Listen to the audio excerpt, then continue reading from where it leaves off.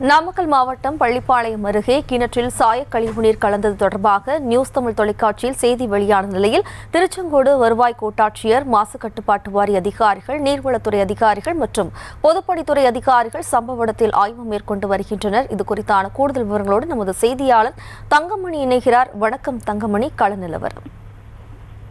வணக்கம். அதாவது நாமக்கல் மாவட்டம் பள்ளிப்பாளையம் நகராட்சிக்குட்பட்ட 12வது வார்டு பகுதியில் உள்ள ஈஆர் தியேட்டர் சாலை மற்றும் ஈஆர் தியேட்டர் சாலை போன்ற பல்வேறு பகுதிகளில் கடந்த ஒரு வார காலமாக குடியிருப்பு பகுதிகளில் உள்ள குடிநீர் போர்வெளில் சாய கழிவுநீர் கலந்தது. தொடர்ந்து ஈஆர் தியேட்டர் சாலையில் உள்ள ஒரு கிணற்றில் அடர்ந்த கருப்பு நிறத்தில் சாய கழிவுநீர் கலந்தது குறித்து நியூஸ் தமிழ் தொலைக்காட்சியில் பிரத்யேகமாக செய்தி வெளியிட்ட நிலையில் இன்றைய தினம் அந்த கிணற்று பகுதியில் திருச்செங்கோடு வருவாய் கோட்டாட்சியர் சுகந்தி மற்றும் பொதுப்பணித்துறையினர், நீர்வள ஆதாரத்துறையினர், பள்ளிப்பாளையம் நகராட்சி ஆணையாளர் தயாளன் மற்றும் மாசு கட்டுப்பாட்டு வாரிய அதிகாரிகள் ஆய்வு மேற்கொண்டு வருகின்றனர்.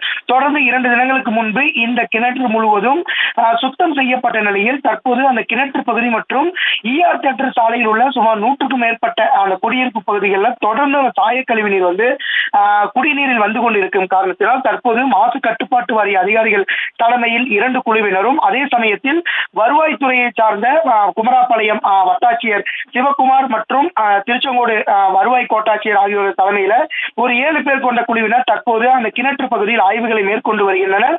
தொடர்ந்து இந்த கிணற்றில் எப்படி இந்த சாய கழிவுநீர் கலந்தது, அதே சமயத்தில் இது வேறேனும் எந்த தொழிற்சாலையிலிருந்து கலந்தது என பல்வேறு கோணங்களில் தற்போது திருச்செங்கோடு வருவாய் கோட்டாட்சியர் ஆய்வுகளை மேற்கொண்டு வருகிறார். விவரங்களுக்கு நன்றி தங்கமணி. செய்திகளை உடனுக்குடனும் துல்லியமாகவும் தெரிந்து கொள்ள சப்ஸ்கிரைப் பண்ணுங்க.